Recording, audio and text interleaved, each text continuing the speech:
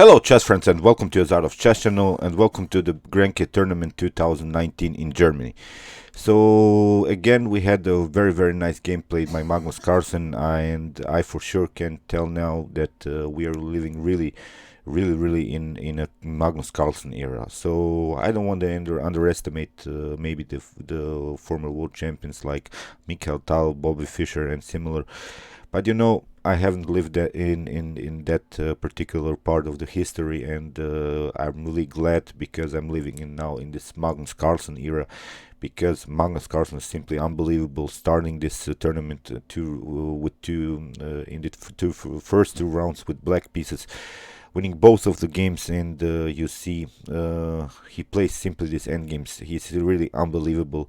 When the evaluation, I followed these games, when the evaluation is really 0.0, it means you probably have lost the game against Magnus Carlsen. So unbelievable stamina, unbelievable dedication to the end game, unbelievable anticipation. Really he's so calm. He plays really accurate these moves, and here maybe Vallejo Pons, that player that he played against today, should have gone maybe into this drawish line, but he decided to play more active and got punished for it.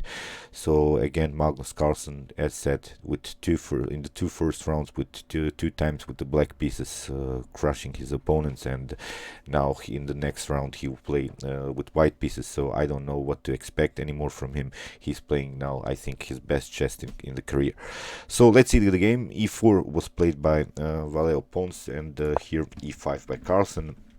A knight on F3, knight on C6, bishop on B5, the Ruy Lopez, A6, bishop on A4, still common theory, and now knight on F6. This so-called Columbus variation is very tricky. Here we have several tactical lines here, and here white played simply castle, bishop on C5. This is now very nice idea by Carlsen, and okay, the problem from black's perspective is that you cannot immediately take this E4 pawn. You have to first castle, because if you're not castling, then you get rook on E1 if you take this pawn. So here after C3, as said, Magnus Carlsen simply goes for this for castling, and then to take maybe here this E4 pawn. If you try something as white here, bishop on C6, then you get B takes C6, knight takes E5, knight takes E4, and here I think black is slightly better because of the bishop pair, because the position still can get open. So here it's nothing special gained by white. So you see here Vallejo Pons played the move D4, challenging the bishop already, and okay, here Magnus Carlsen simply took. D5 doesn't bring you so much, because you already expanded too early. Still you're continuing with in the game with this weak E4 pawn, so you cannot take immediately also this E5 pawn. Then the position is fixed after D5. So as said here, I don't think that white should go for this line. So here Vallejo Pons played simply D takes E5, and now of course Magnus Carlsen knight takes on E4, and okay, bishop on C2. There are also lines with queen on D5 challenging the knight, but here bishop on C2, and now Magnus Carlsen plays immediately D5. This was a quick idea, of course, and now after en passant taking on D6, we have now knight on D6. And okay, let's now really evaluate the position here. I think Magnus Carlsen gets out of the opening very well. The knights are very well placed. They're really centralized. They are occupying the important squares in the center. The bishop is also on an active diagonal, and this bishop is also active. So basically, I think, as said, Magnus Carlsen has equalized the position here very early. So I don't know about this preparation by white. Maybe Vallejo Pons expected Magnus Carlsen to play against this Lasker Pelican Sicilian that he used to play now in his previous tournaments. But here, with this Ruy Lopez, you see Magnus Carlsen has also very nice preparation. So bishop on G5, okay, F6 played by Carlsen, kicking away the bishop here. bishop on f4, and now g5. Very brave idea here by Magnus. Here if bishop on d6 was played, if you try something like queen on d3 in order to prepare a checkmate, well, it leads into a very aggressive line with bishop on f5.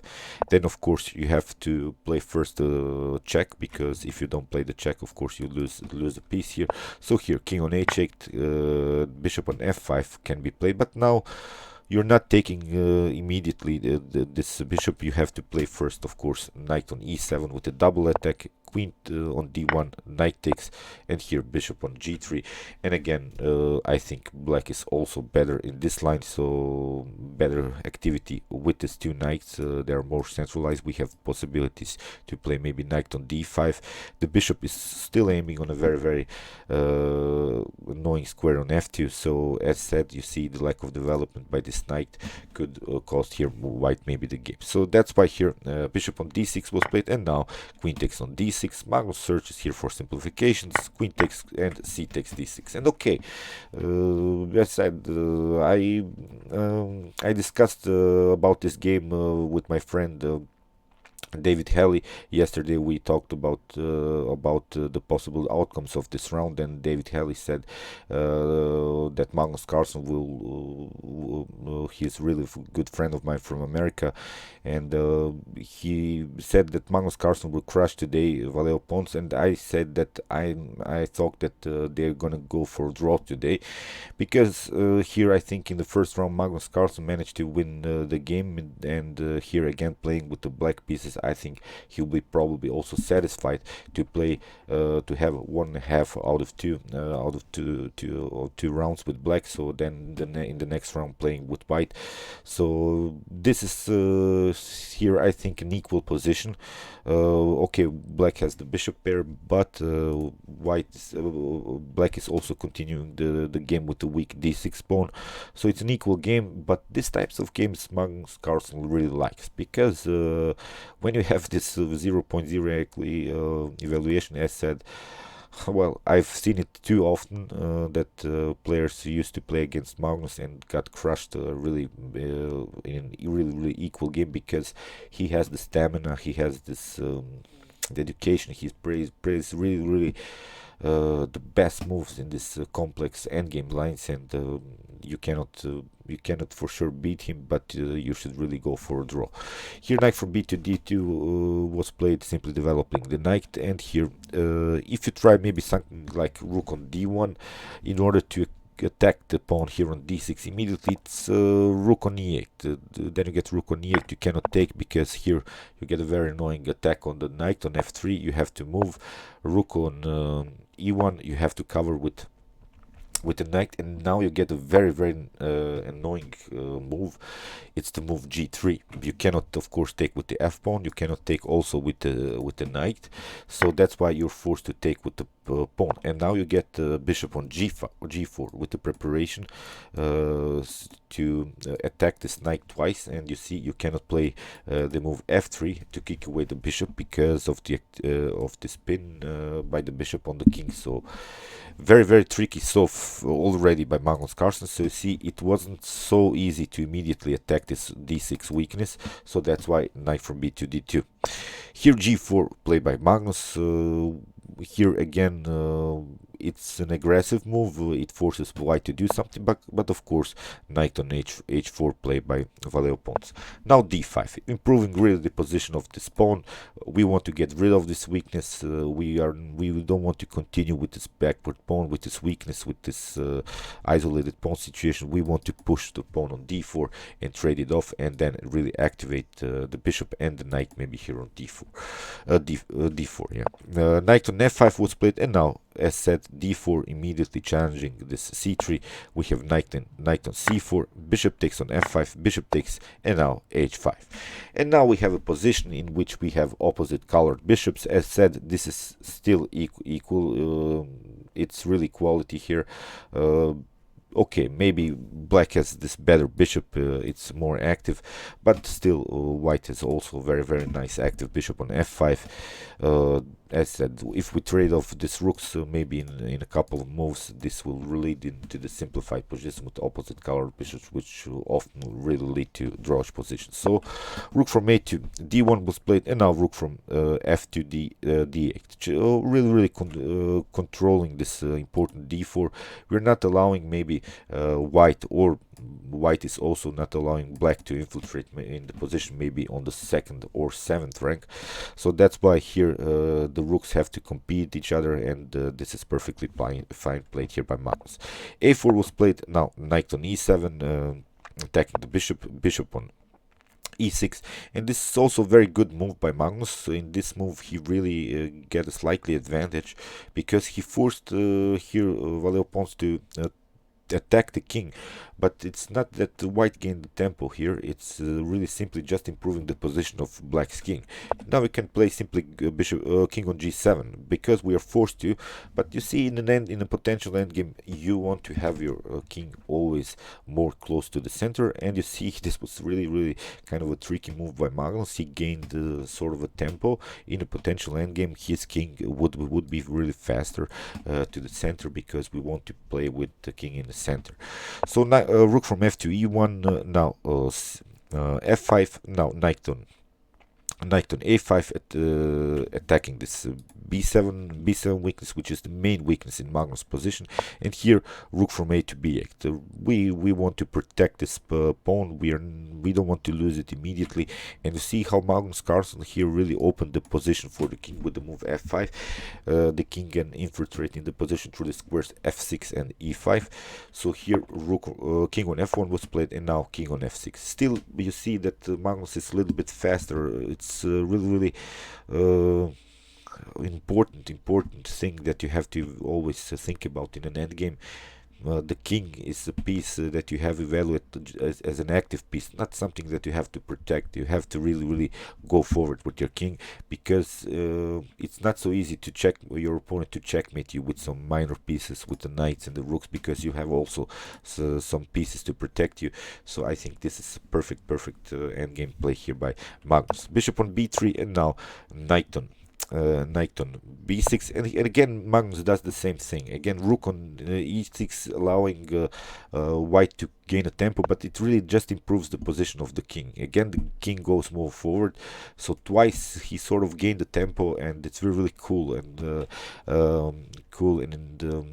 creative endgame play here by Magnus. So that's why he is really the world champion, because he gets this kind of ideas in these endgames, because we are all familiar with some tactical ideas when we have maybe the queens on the board, when we have many attacking possibilities with some rook sacrifices, maybe to open some position. But in an endgame it's really hard to find this these tactical possibilities, and here the improvement of the king is very nice played, well played here by Magnus. G3, and this is also now a tricky move by Vallejo Pons. So we have now of course the possibilities to play the move f4, which could really lead also into checkmate threats.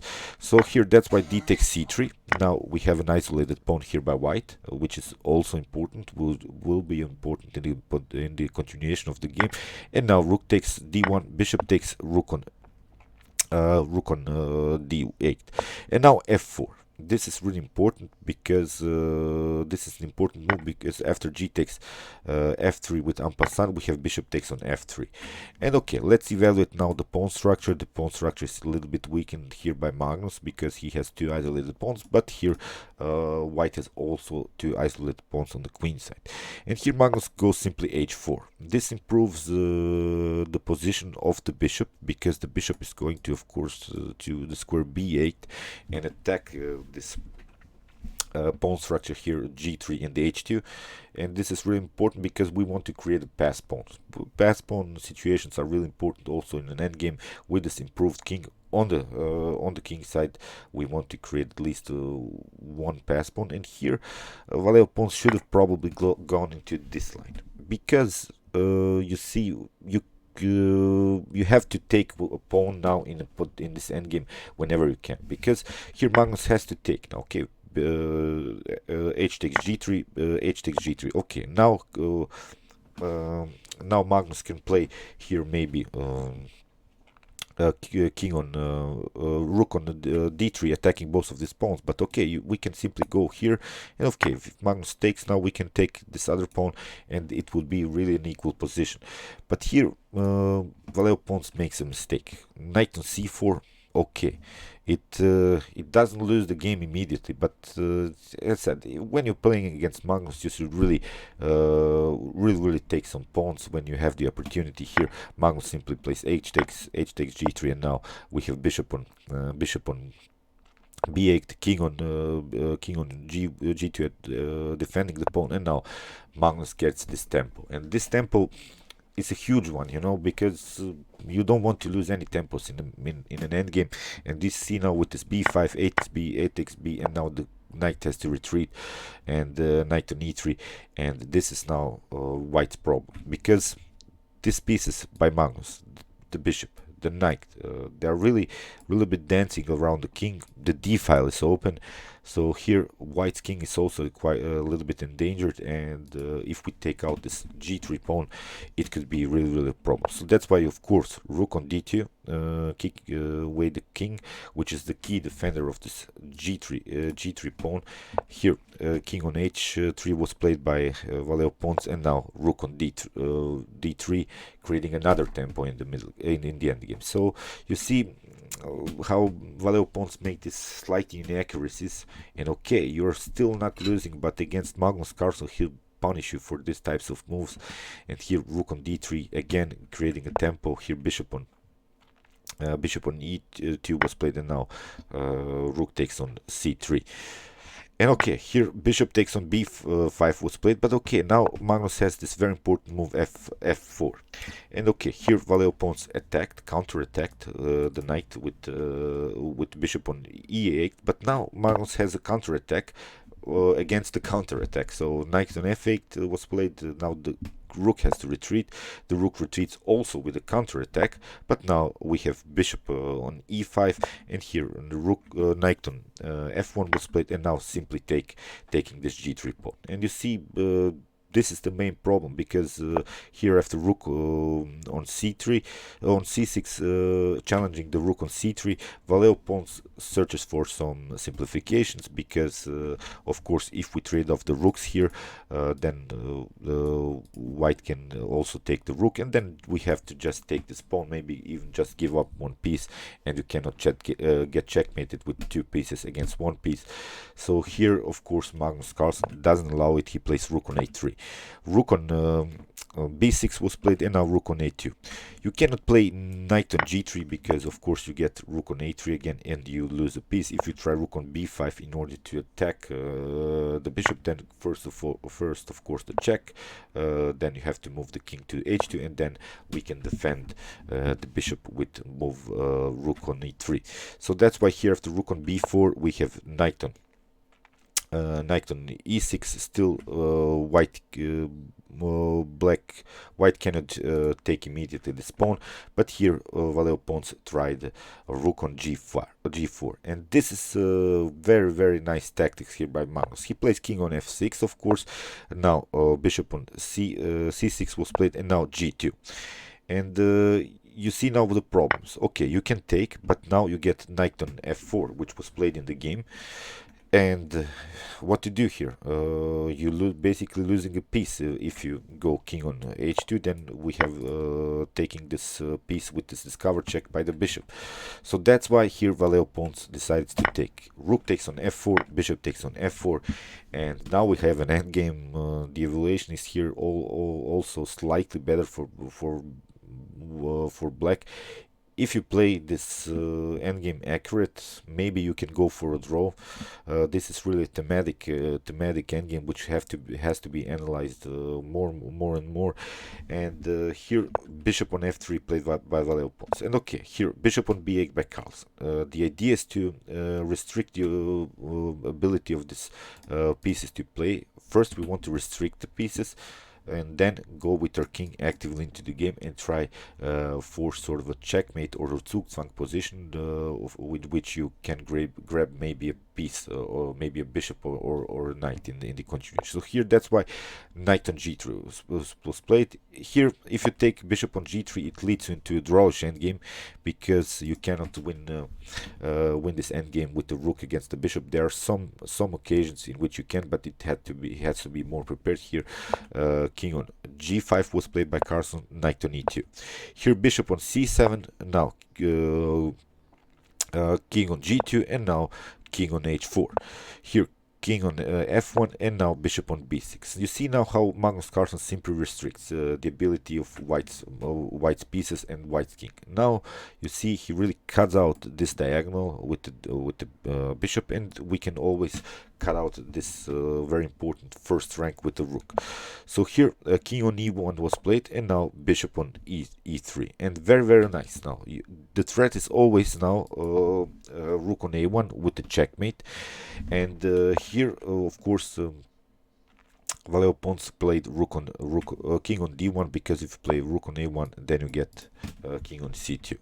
So that's why here after king on d1 we have king on g5, and you see this bishop and the knight are also restricting a little bit king's ability to play. We cannot infiltrate in this position through the square d4 or e4, so that's why Magnus Carlsen goes simply around. After bishop on e4, now king on f6, bishop on f3, king on e5, bishop on g2. Vallejo Pons is really hoping for a draw here. He simply repeats the moves with the bishop, but now king on d6, going around this potential squares. You see now bishop on e4, now king on c5. Very nice, getting actively into the game with the king. Bishop on f5, here rook on d2, king on e1. Here rook on d8 was played. Now bishop on e4, king on c4. Now the king is on a best square, and here Vallejo Pons makes this slightly inaccuracy again. Now rook on f8, and this is now important moment of the game, because here Vallejo Pons had a tricky line which could lead to draw. If you try maybe here, he should have played maybe king on g2, and it's really funny because if you try rook on f2 and then you move the king, if black takes now the knight, we have here very nice move, bishop on d3 with annoying stalemate, because if you take, of course you have to react. If you move the king, then you simply lose the rook, so that's why you have to take, but it's stalemate here. It's unbelievable. So here after rook on f8, well, here Vallejo Pons makes the decisive mistake. He plays king on d8, and now you see the black's pieces are on the best squares. The bishop is on the best square. It's restricting the ability of white's king to play. The king has cut out really this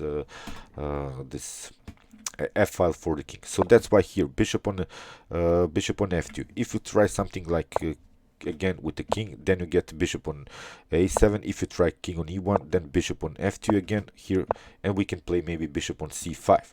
Now it's not good, of course, if you go again with this with the same idea. You're forced again to play the move king on e1, but now bishop on b4, and you have to play here on this side king on d1, and now rook on d8. Now king on c1, and here bishop on d2. Here if you go with the king, now again can simply go around, and here force potential rook on d2 move. So you see, this was really the decisive mistake, because here Vallejo Pons here now has to go here with the king on d2, and now rook on d8 was played. We have king on c2, bishop on e3. Now of course the threat was to play this move rook on d2, so that's why bishop on f3 protecting this knight.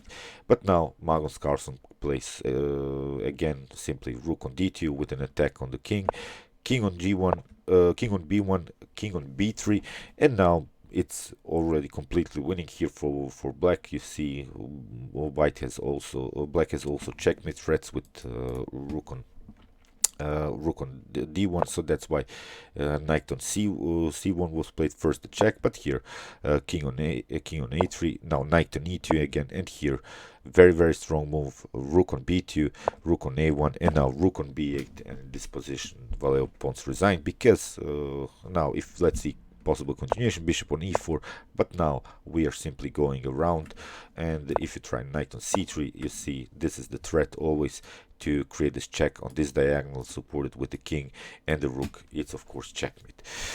So as said, here the decisive moment of this endgame. Here white should have continued. Still it's unclear.